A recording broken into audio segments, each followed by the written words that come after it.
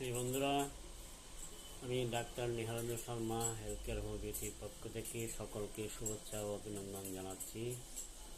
আজকের ভিডিওটা হলো তাদের জন্য যারা শীতকালকে একদম সহ্য করতে পারে না। শীতল বাতাস, ঠান্ডা শুষ্ক আবহাওয়া, যাদের রোগের বৃদ্ধি হয়, বিভিন্ন ধরনের কষ্ট আরম্ভ হয় শরীরে, হাঁপানি, শ্বাসকষ্ট বেড়ে যায়, কাশতে কাশতে বুকে পিঠে ব্যথা হয়, বুক থেকে পিঠ পর্যন্ত ব্যথা ছড়িয়ে যায়, হাত পা অবশ হয়ে পড়ে, তাদের জন্য কেলিকার্প হোমিওপ্যাথিক ওষুধটা অত্যন্ত ভালো কাজ করে। শীতকালকে জয় করার একমাত্র হোমিওপ্যাথিক মেডিসিন কেলিকার্প।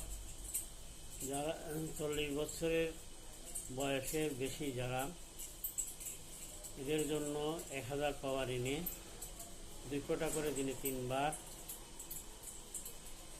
1 সপ্তাহ পর পর খেয়ে যাবেন, তাইলে ভালো থাকবেন। এবং ছোটদের জন্য 200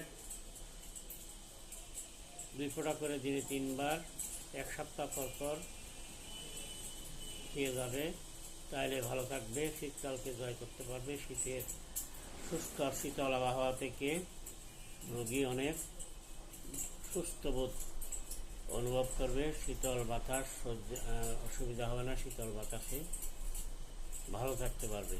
সকলকে শুভেচ্ছা অভিনন্দন জানিয়ে শেষ করলাম। সকলকে নমস্কার।